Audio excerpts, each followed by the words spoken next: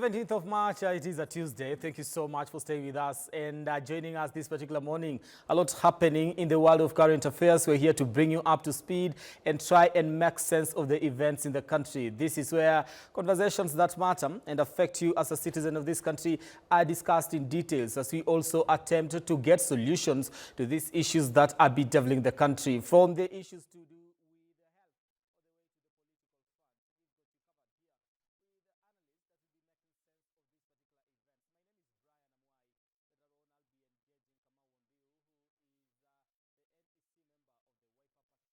front. Thank you so much for joining us. Thank you. Uko salama? Habari ya asubuhi. Morning is good. Yes. Okay.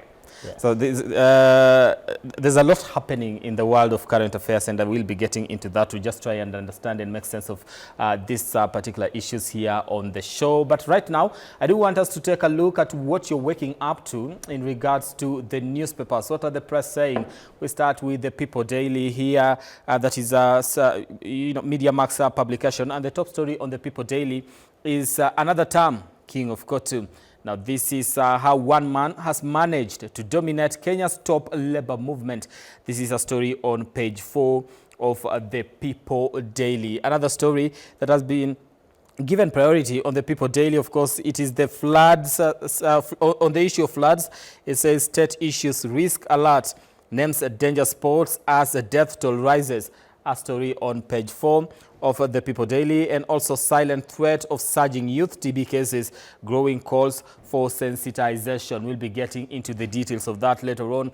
But right now, I want to take you through what you are waking up to in regards to what the Daily Nation is reporting this particular morning. And it has to do with a story of 2.1 billion Kenya shillings, schools bursary scandal. Of course, faces of the members of parliament that have been associated with that.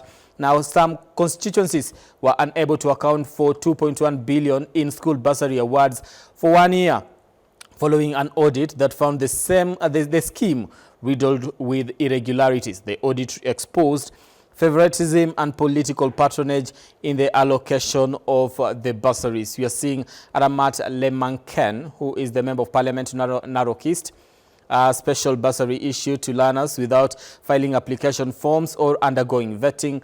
Benjamin Gadhiru, who is the member of parliament Embakasi Central Constituency Committee, issued 7,500 application forms but awarded 11,132 learners. Julius Mawade, Embakasi South, 62 million awarded to 3,131 youth for driving and cosmetology courses without applications. Now, Innocent Obiring, who is the member of parliament Bobasi, 20 students from high-cost private institutions received between 30,000 and 160,000 each.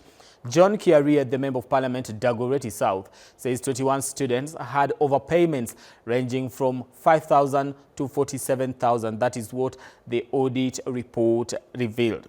Mary Maingi, who is the member of parliament Mueas, the report reveals that special bursary issued to learners without filing application forms or undergoing vetting. Joshua Kimilu Kaiti, political interference blamed for bursary awards to all applicants from the same learning institutions. Kenneth Kazungu, member of parliament Ganze, had 516 cases of multiple award of bursaries and scholarships during audit period. That, of course, and many more others have been mentioned. Of course, these are just some of the faces that have been mentioned in that particular audit report. That is a report that was released by the Auditor General. And of course, another story making headlines here is traders suffer heavy losses as fire destroys a toy market. We'll be getting into the details of that. But just to try and make sense of the headlines this particular morning, come out. This is what the newspapers are reporting. That is the Daily Nation, the issue to do with bursary scandals. And I do understand also the People Daily did report this yesterday. What's your take on what we are looking at the moment as far as audit reports are concerned and issues to do with bursaries allocation? You know, the conversation continues, and as we continue to, you know, sensitize on debt audits, bursary audits. You know, some of these miscellaneous expenses we have in our government, they do not make any absolute sense. And that is why we always say when you create room for more loopholes, there will always be money there'll always be scandals every now and then. That is why we normally say this bursary thing, why don't we just scale it down to one Ministry of Education, give Ministry of Education all the money it wants, make it an independent body. Because Brian, there's something this country really, we joke a lot, if you ask me. This administration, we joke a lot with the health, we joke a lot with the education, we joke a lot with the security. Now, education is the backbone of any country, of any setup. Now, the moment we start joking with education, we are joking with the future of this nation. So, why don't we just, make the Ministry of Education independent? As let us have an accounting officer appointed, just like the National Police Service. We have the IG as the accounting officer. Now, let that Ministry of Education become independent. Let them make their own rules. Let them have their own budget. Okay. Let them venture and do some of these things on their own. Right. Because some of these people, they build schools that are not up to standard. Yeah. They do things that are not up to standard. So I think we should really bursary, not CDF, bursary. Let us scrap off bursary. Let us make the Ministry of Education independent. Okay. Let us have the education of this country secured once and for all. Okay. To avoid all this. Do the political class, are they using this bursary for political mileage? And I know that seems like a very direct question, but yeah, is it a political tool for them? I'm gonna receive a lot of backlash from this because I have so many political friends. But yes, they use it for political mileage. You know what? I don't need to come here and tell you. Sit down, jaza form, fanya hivi, and then I give you back your money, and then you clap for me.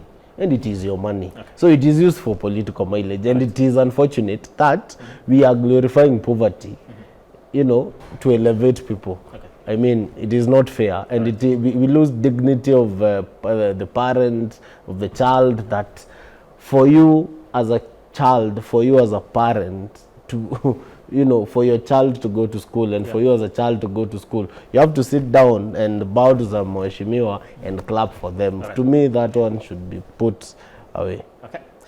Let's continue with what the newspapers are reporting. On matters health, the Daily Nation says State House wades into Nairobi hospital crisis. President Ruto has intervened in the power struggle at the hospital in his capacity as patron of the association that owns the facility. A story on page 3. And of course, that will also be forming the basis of our conversation on the state of affairs this particular morning. We'll be getting into the details of that later on.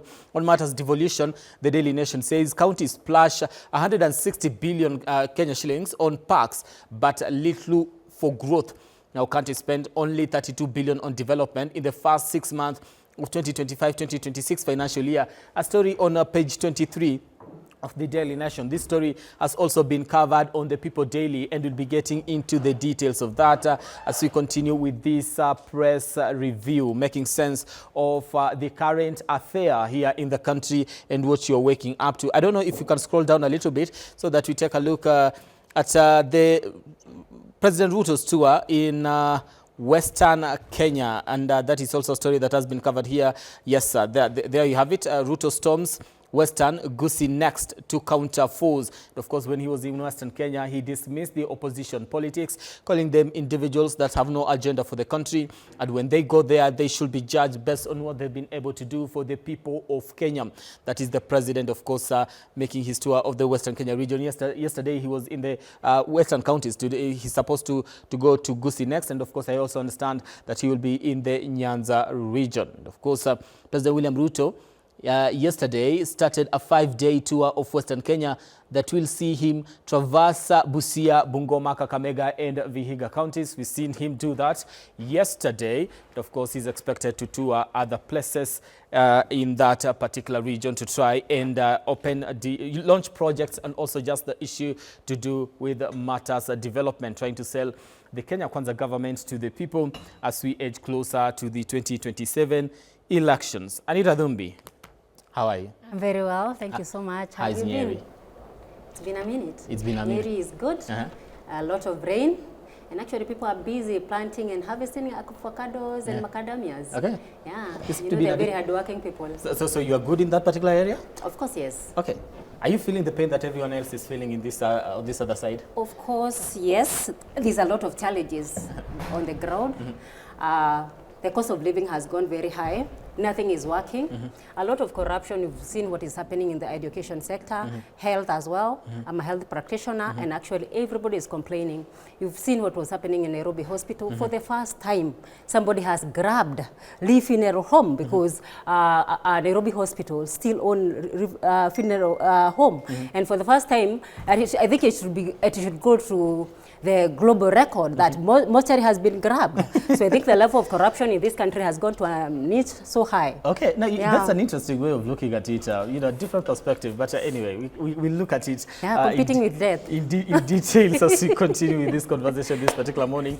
And of course, do we take a look at the King of Kotu? Have a minute of my guests trying to make sense of this before we get into the standard and make sense of the state of affairs in regards to the Nairobi hospital. King of Kotu, that is what the People Daily I was reporting this particular morning, looking at another I believe we'll come back to the standard later, because the standard will be forming the basis of our conversation this particular morning as we take a look on the state of affairs. Of course, the hostile takeover, something that Anita here has been mentioning. And of course, Kamau yesterday was at the courts in regards to the same. They'll be giving us a deeper analysis as far as that is concerned. Hostile takeover of the Nairobi hospital. What exactly is happening as far as that particular front is concerned? I want us to get deeper into this, and that is the People Daily. People Daily, the top story of the People Daily was saying King of Kotu, how one man has managed to dominate Kenya's top labor movement. That is a story on page 4 of the People Daily. Let me just take you through it. And it says veteran trade unionist Francis Atwoli was once again re-elected general of the secretary of the Central Organization, of trade unions, extending his decades-long leadership of the country's most influential labor federation. Atwoli secured another 5-year term unopposed during the 5th quintennial Governing Council Delegates Conference and elections held on the March 14th, 2026 at the Tomboya Labour College in Kisumu. Of course, crucial positions, while Atwoli's supporters credit him with expanding the federation's influence and strengthening the labor movement. His long tenure has also drawn criticism from some quarters. Now, trade unionism has always been a key plank of development in Kenya and Africa at large, with key trade unionists playing key roles in independence and post-independence Kenya. All right, let me come out. At what point do we say enough is enough? We don't understand that language. You know, or are we just, or is it just, probably it's love from the people and we just want to judge too harshly? I tend to disagree or agree, I don't know. But what I know, in this life, there is, we have a phase of 14 years. So, 0 to 14 years, you're born. You're born between 0 to 14 years. You go to school. The basis of your teenage life is formed based of discipline, based of value. You know. Now, 14 to 28, you're evolving. Now that is when you go to high school, you're now transforming into a gentleman or a lady. You're going to campus, school, you're experiencing life. You are starting off life on your own without your parents, on what you learned between 0 to 14 years. Okay. And then that is 28 to 42. You are starting life. You're getting married, you're getting kids, you're now starting your career with a lot of things, and you're doing it. 42 to 56. Now that is the peak of your career. You even your kids are even now leaving you. At now between 56 to 70, you are now supposed to retire. Okay. And that is it. At the age of Atwoli, I think he's around 76 years old. And kudos, he has done quite a lot. But I think there is up to what you say it is enough. This kind of leadership is not what we want to have in this country. This kind of leadership that he has been serving in that body since 2001. And it is not fair even to other people who are in that body. Atwoli also serves as at the international trade union. He is also serving there. The guy is always on the plane flying, which is good. But also it is good to give room for the young people, for your generation. I mean, there are people now who are 30, 40, 50, at least step down, and I think Kotu should have a constitution and have an age limit. I mean, even in the government civil service, we have public service, we have an age limit up to what you can, up to what age you can serve. Yes, and I want, even now, even going forward in our constitution, even these elective posts should have an age limit. Because at some point, anything, going back to our arithmetic earlier, anything can happen between 70 years to plus. So a lot of people die at that age. Listen, mind is tired between 70 going forward for some people, and that is why we need also now go and retire in peace. Have now hii ingine ni yako. Even the Bible says Mungu amekupatia 70. Hii ingine whatever comes after 70, that is your bonus. So I think after the 5 years, that Atwoli should now really go home. And in case of, that's quite an age. But anyway, congratulations to him. And Anita, on this particular issue of King Atwoli. For me, I won't say congratulations, I would say shame on him. Why? Indeed, this country population, 70% of our population is young people, and it's the highest time we think of these young people who are very, very brainy and very energetic.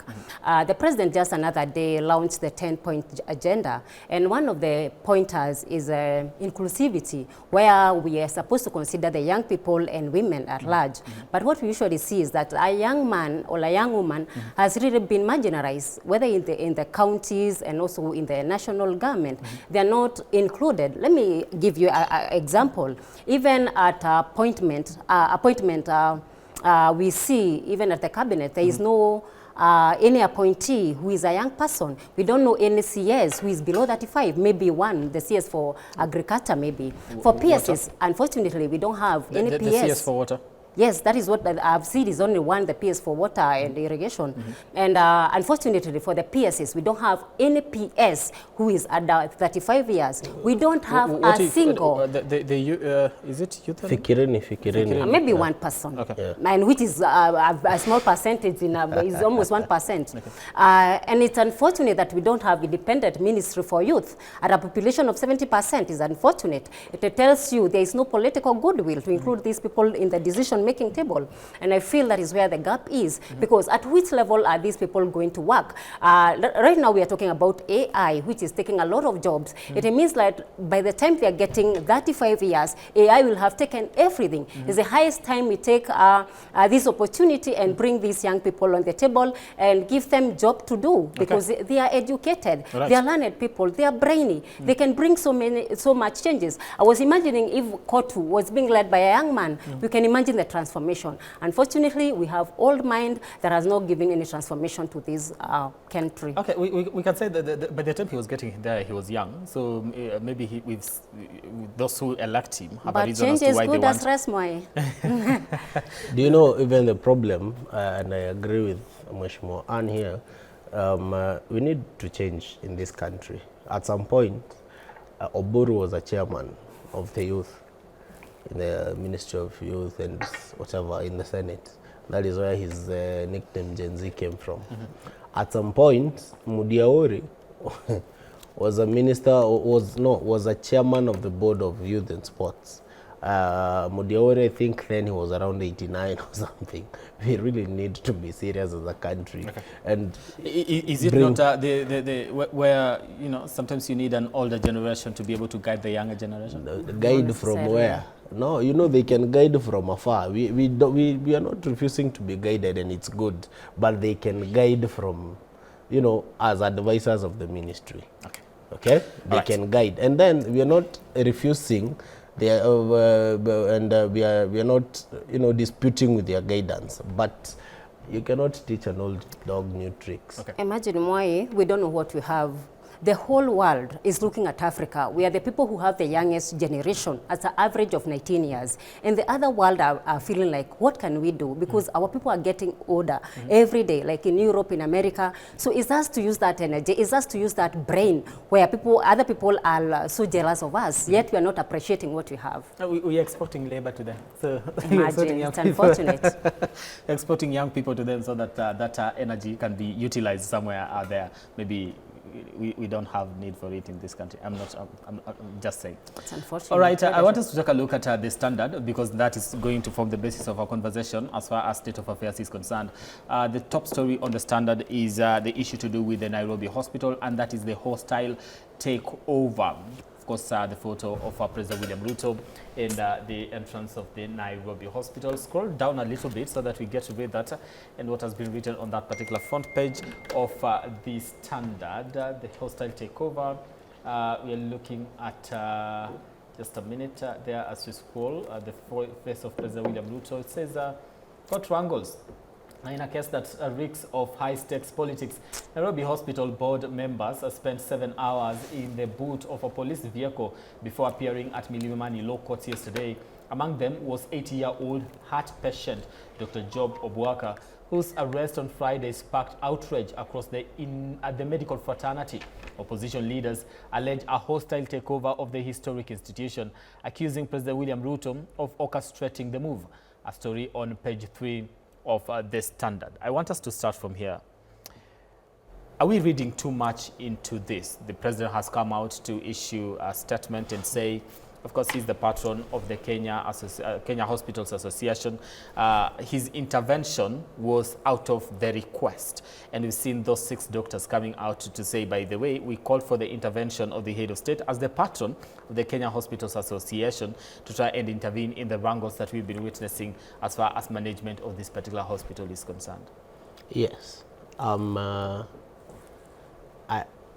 even revisited my dictionary to look at what is really the definition of a patron. And a patron is someone who supports and champions the policies and the whatever of the organization, or even sometimes protects it. But that does not mean protecting the organization using some by violating someone's rights. Now, when you abduct an 83-year-old doctor whose his whole life has been saving lives, okay, that one is, you know. Do we call it an abduction or an arrest? It's an abduction. Do you know what an arrest is? I come, I read your rights. Why am I arresting you? and with a charge sheet and a court order, and I tell you, twende kwa station. Daktari narrated the story. He was arrested or taken from a parking lot. Amepark gari yake, Subaru is behind him. He is taken inside the car. His phone is taken in Azimwa. The family cannot reach him. They go around for hours looking for where this man is. That's an abduction. That's not an arrest. Okay? Now, one, we are showing people in this country that, by the way, we don't care what you have done in this country. I wonder how many lives this Daktari have saved for the last like 50 years. He has been working as a doctor in this country. You cannot even appreciate the patronage of this doctor. You know, hata kama ni kidogo, let's say even he is culpable of whatever they're accusing him of, but just because, you know, his patronage, where are we not appreciating what this guy has been doing in the country? Now, that is the doctor. Then there is another, the vice chairman of the board, who is an advocate and a senior advocate of the High Court in this country.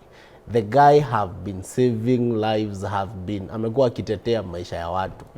He has saved a lot of businesses. I mean, this is a guy who is even, you know, he has protected the constitution. Now, when you violate his rights, you know, you're taking back to square one and him asking himself, by the way, nilikuwa nasoma constitution gani? What is really this? Okay. All his life, he has defended the constitution, defended the rights of the people. Now his life was on the line. Now, the president and his statement says that these people are coming out to save the hospital. The hospital requested him to come and save in the hospital because the hospital's money is being misappropriated, the functions, they don't know. Should we look into that, or should we just assume that? And you know, because no, that is what the doctor said. That there's a section of doctors that gave out a report. That is why they went to the president. And I'm saying, Yes. before we blame the state for the actions that it seems to have taken, should we look into the concerns that some of those six doctors had raised by calling for the intervention of the now I'm not looking into those concerns, because those concerns are part and parcel of any organization. Now, my problem is, why is the government not, you know, why are they not using the right track to follow this? If it's an arrest them and charge them rightfully. At the end, this is what happened in the court yesterday. So that ujue ni monkey business in happen hapa. Now it is total intimidation. These guys were brought. The guys were brought. They were kept at the parking lot. The advocates went and filed for an application. These guys to be removed from the parking lot, to be brought in court, as we awaited the submission of the charge sheet. The charge sheet was not yet processed by then. The judge came in, listened, but then gave out a recess. Let us go on recess for 1 hour, and then we'll come back. The charge sheet will be availed. Now, the judge who started the case did not come back. Another judge came back. The other one who came back. Yani tunazungushwa tu hivi, tunaambiwa charge sheet haijasainiwa, sijui mwenye anafaa kusaini ako mteja. PE kuzungushwa tu. At the end, it was a funny report. I don't want to speak into it so much because it is a matter under investigation. Okay. But we can see what is really happening. All right. Now, to finish up on that case, I'm really, and we'll delve into that. The complainant was the state, and Nairobi Hospital is a private organization. So I'm wondering, why is the state coming in as a complainant in a private-owned institution, and not even one of the doctors, not even the organization itself? I mean, you can all see you know. Oh, okay. So, Anita, your take?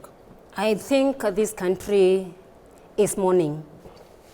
We are mourning of very important principles of governance. We are mourning death of integrity, death of human rights, and death of rule of law. And it's the highest time we respect the Constitution, that we woke up very early in the morning to support by 62%. And actually, I think Kenya, now we need to wake up, and people of reason call things out. Imagine corruption in the hospital, corruption in schools, corruption everywhere. And actually, I think in the whole world, we are number 3 in corruption. And the people who are leading the in corruption... Number 3, what are we looking at when you say we are number 3? I know we are not perfect, but what's the ranking when you say... we are number 3. It's there in the global ranking. Yes, it is true, it is there. So it means we are very corrupt. And actually now, to make the matter worse, is the people who are leading in government, they are the ones who are leading in corruption. If you read every paper in the whole of this last week and this week, every paper front page is a corruption, is a scandal issue. Today there was 2.1 billion education, that is bursaries.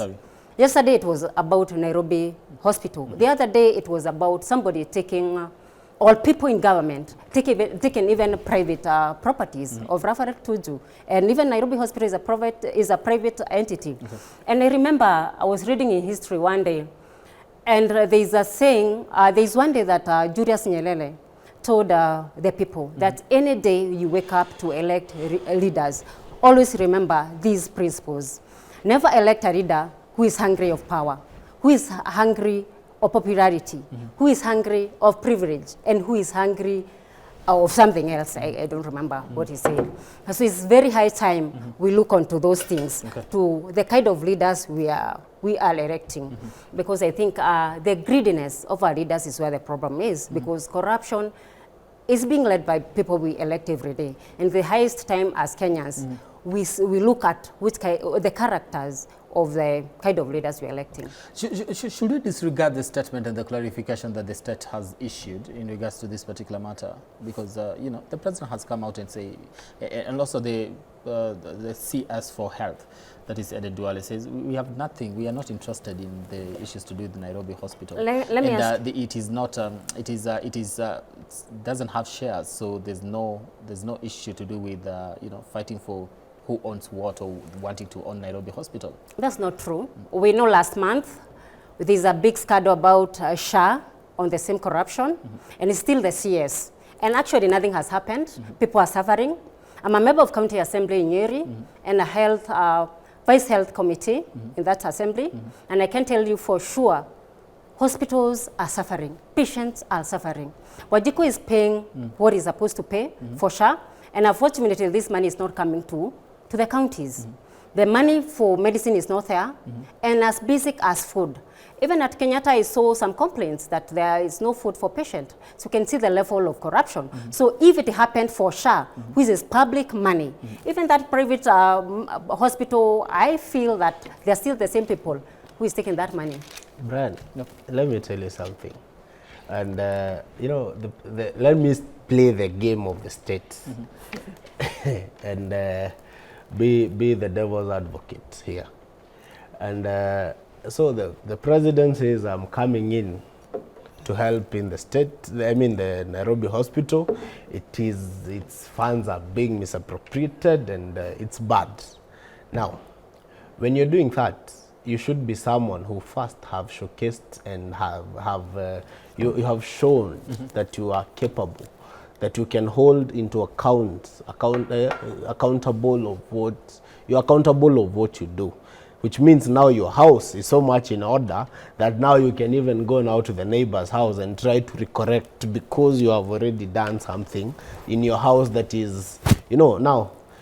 So the problem is the man that is coming in to let's say that now even the president is so very well capable of, you know, telling us about how misappropriation of funds that it can be. And in this matter, according to the court yesterday, 8 million has been misappropriated, and that is why these guys are arraigned in court, because of 8 million. But you're forgetting, the other day we had a scandal of 17 billion, State House. You know, you know, that there's the State House itself is using 17 billion. What do you need 17 billion for? And this is where that 17 billion is coming from. This country, please give me 3 minutes or two. Two. This country back in 2000 and when Moi came into power, he had a loan of a debt of 600 billion. That is what he handed over to Kibaki. Kibaki handed over 1.8 trillion to Uhuru, which means Kibaki had borrowed 1.2 trillion. Uhuru borrowed around 8.8, and then he goes ahead and says that he paid about 5.6, which means he was left with 3 trillion. Now, Ruto today, but up to now, just know we have a debt of 12 trillion to now. And that is why we need, and that is why they run behind when you start saying that we need debt audits in this country. So Ruto comes in power, finds a debt of 8.8 trillion. Right now, in 3 years, Ruto has borrowed around 3.5 trillion. That is, 1.2 trillion every year. That is 4 billion every day. That is around 100 million every 1 hour. And where is this money going, my friend? Where else? People in this Nairobi, they are being carried away by floods just because of 25 billion shillings that the county needs for drainage, and which is a collective responsibility of the national and the county government, because this is the capital city and other cities. But now the president is so moral. We signed a working relationship agreement of 80 billion. So maybe that will be a thing of the past. Who knows? Now, a thing of the past where, my friend?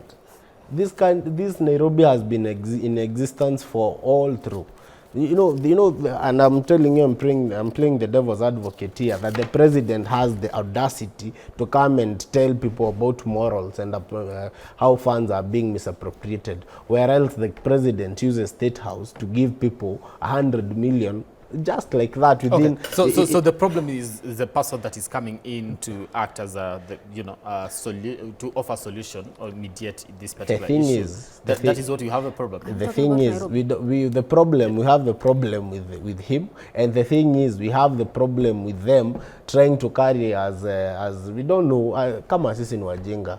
Sisi si wajinga. So come on, do we legitimize the concerns the doctors, the 6 doctors that sought the intervention of the state? Yes. Do we legitimize those concerns? Do we say it's okay? Their concerns are legit. It's just that we have a problem with the person that they went to for a solution and intervention? No, the allegations are, to me, from where I sit, I think they are legit. And from the past, history repeats itself. The greed we see in private and public structures, it can be possible that's what is happening. And actually, we're expecting the health committee to call for crisis meeting so that they can ask this question immediately, because it's of national importance. We need to know what is happening at Nairobi Hospital right away. So the problem is we don't want the president to be the one that is being concerned. No, it doesn't matter who is involved, but corruption is corruption. And that is what we are talking about. If he's involved, we need to call him out, just like anybody else. No. What I'm saying is this. The president is the one that the doctors sought the intervention of the head of state. But now we seem to be having the problem with the head of state, because now we say it's a hostile takeover. The president wants to take over the Nairobi hospital. Right. But it's the being doctors mentioned. have come out to say, okay, that is not really the case. Right. We are the ones that went to seek the Maybe they intervention. called for help to the wrong person. In my case, Okay. no, he is the patron. They went to, as a patron, that is one of his responsibilities. Sure. We are not refusing. Okay, the doctors came and their allegations. You listen to the allegations. We are not speaking out of speculations. What the doctors said, those are problems that even the government itself is facing. Suppliers, debt, misappropriation of funds here and there. So they went to ask for the president to intervene. Now, the module and the way the president is intervening, one, by law, that is wrong. You don't use power. That is misuse of office and power. Okay. Number 2, we all know, Brian, and I'm telling you, we all know the character of these people. what they have been up to Yes. all through. And let us not lie to each other and try to sugarcoat. We know what he is after. It's just that he was called out earlier. And I've seen in your headlines that It's true. the opposition has vowed to give the president a good headache. Yes, we are going to give him a headache because we are aware of all his schemes. Because this is not the first time. I mean, nowadays he's just privatizing everything. And privatization of every government institute. We know his game, and you are familiar with his game, and you are going to By the defend way, it very I well. agree with him. All his plans now, we are aware. Whatever the government is planning to steal.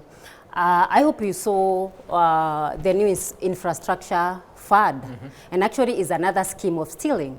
Because Okay. from where I see it, Do we give it time before we say it? no, even the way it's starting there, we can already tell it is another corruption scandal. Because there is no oversight. Who will be oversighting that fund? Which measures? Okay, I want us to go to look at this issue to do with the Nairobi hospital and what has been issued as one of the statements from, as a statement rather, just for clarification. Now, as they say, over the past several months, President William Ruto has received written memorandum and representations from stakeholders of the Kenya Hospital Association, including doctors affiliated with the Nairobi Hospital, members of the association, and patients currently receiving care at the facility seeking support in addressing governance and financial operation challenges affecting the hospital.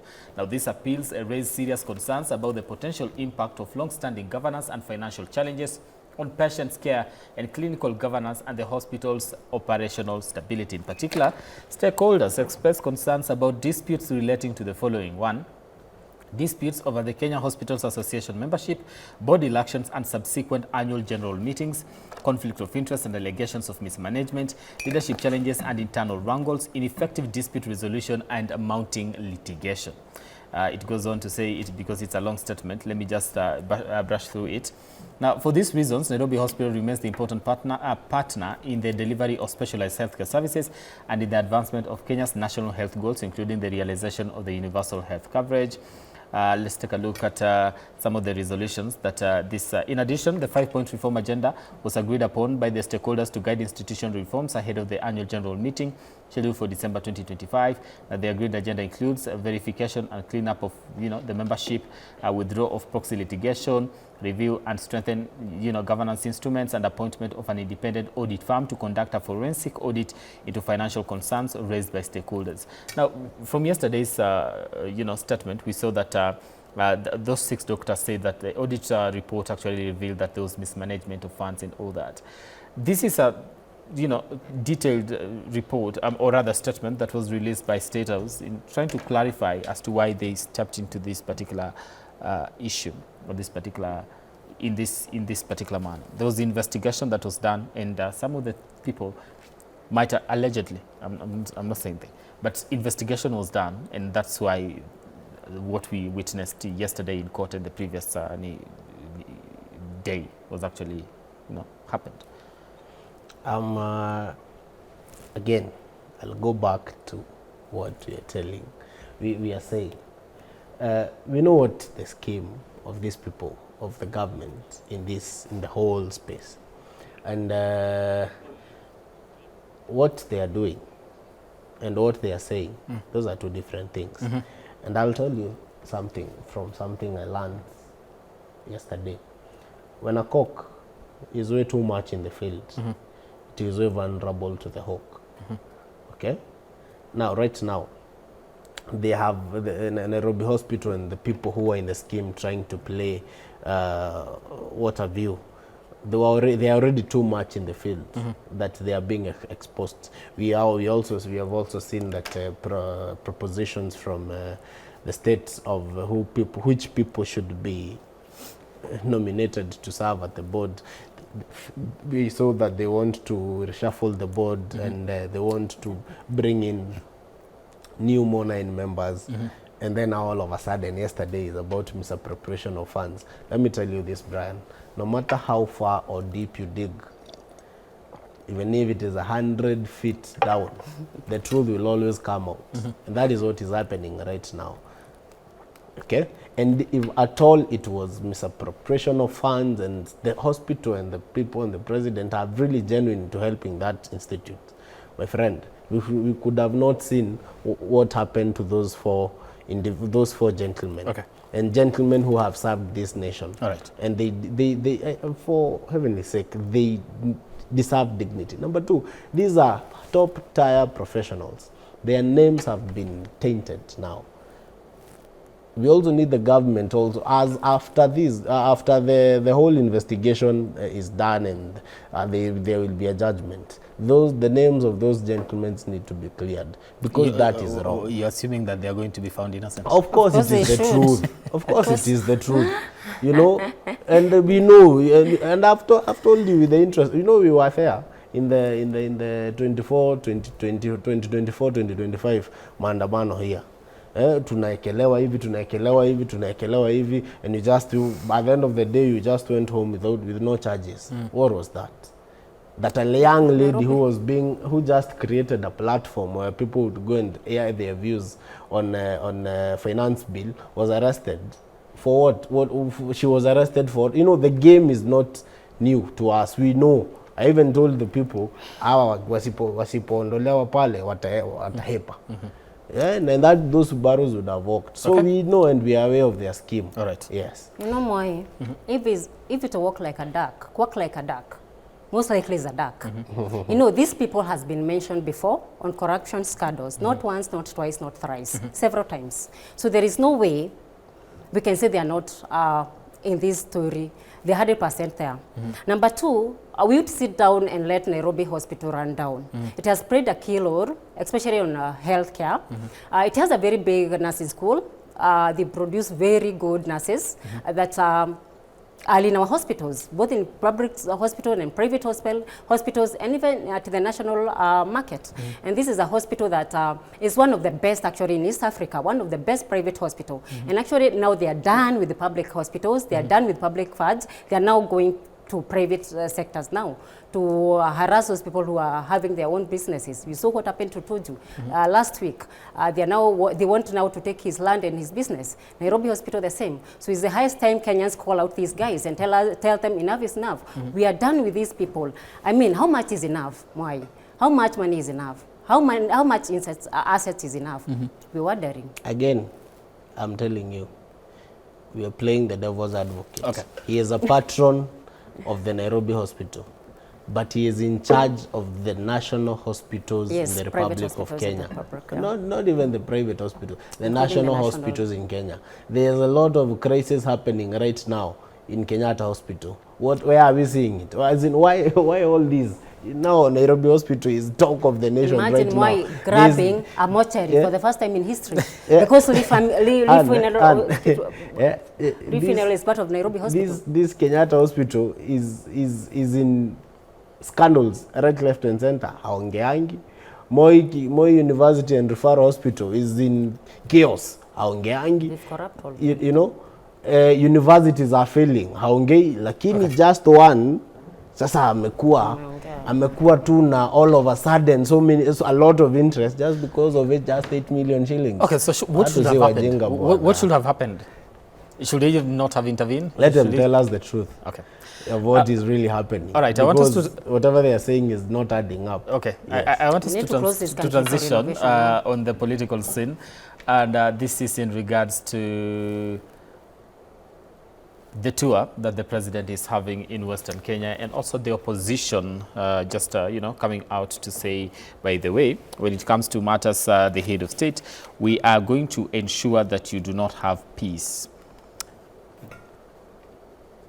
Let me start with this development tour of Western Kenya that President William Ruto is taking. It's a 5-day development tour of that particular region. He was in, the larger Kakamega, Vihiga, Bungoma, Busia yesterday. Now he's expected to go to Gusii. I also did hear that he will also be somehow in Nyanza and all that. Start with you. You know, Brian, I am very sad. Very sad. We have seen the scandal of the 1.2 billion scandal of bursaries. That is one. Now, the president's tour or development tour and he is going to launch projects. Sometimes we've seen him relaunching projects. He was there in that region some few months ago, launching projects again. And I'm telling you, Kenyan's the politics in this country for the government I mean, we need change in this country.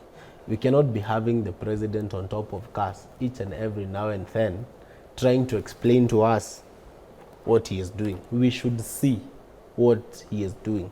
We should see and feel what he is doing. I dare you tell me, when did we ever see Kibaki on top of cars? If not launching, if not launching a complete project, you know, and no politics. And if at all, you know, and I'm using Kibaki because he is one of the best presidents we have had in this country. He was a progressive president.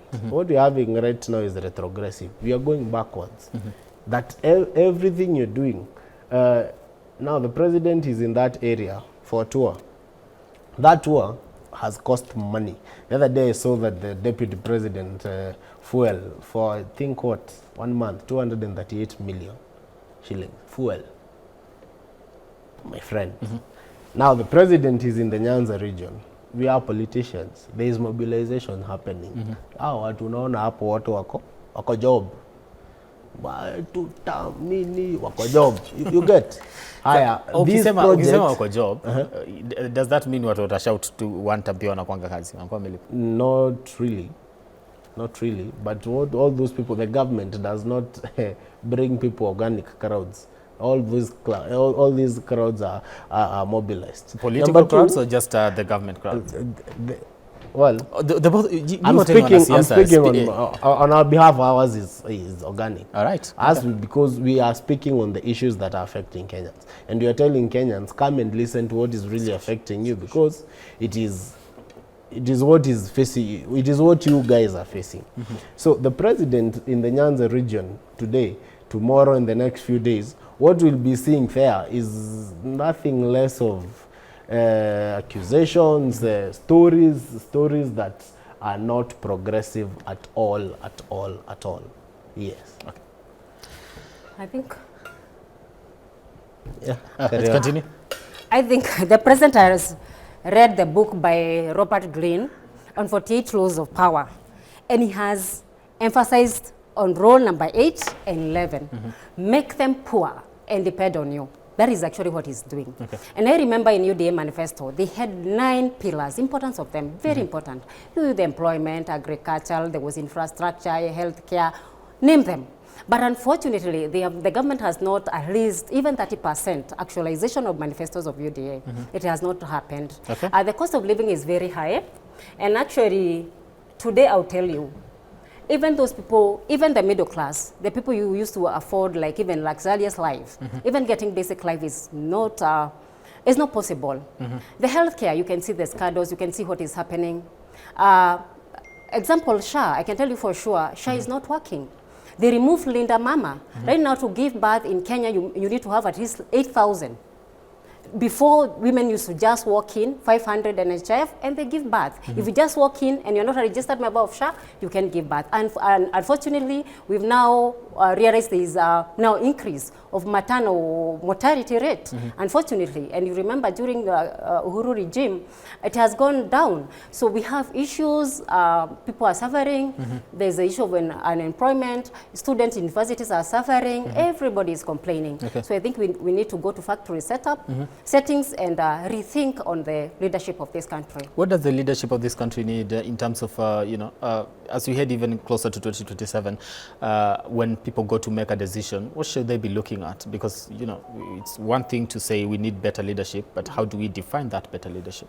Actually, number one, and I think this is something that we need to have in our constitution, we need to have mental assessment for our leaders. I feel like some of them, they are not normal. They have mental issues. I mean, how can people be suffering so much, even to table food, and you're there showing opulence. We saw last week during Safari Rally, people, the government officials with choppers showing live with girlfriends, you know, and they're rubbing it on our face like, you guys, you can continue complaining like we have money. This is your money. What are we going to do? You know, so we need to look at people who are, at leaders who are people-oriented, who are listening to the people. And then I think that is why the leader of opposition, the leader of DCP, Honorable Rigathi Gachagua, is talking about listening to the people and prioritizing the voice of the people. And that is what the leaders we have today are lacking. They don't care what the people are saying. But the leader of DCP was part of this particular government. We elected them together. So if at all,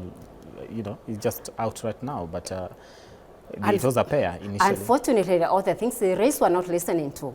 There is the issue of cost of living. There is the issue of SHA. There is the issue of corruption. You know, and actually, Honorable Rigathi Gachagua has been on the front talking about all these issues. The stories of property grabbing, the law, the story of education, the story of health, everything. And I think that is one of the reasons why he had to go, to make things work for those who are in position now. Okay, when they were impeaching him, they said it was because he propagated the issue of shares and, you know, wanted to turn the country into a shareholding company. But over to you.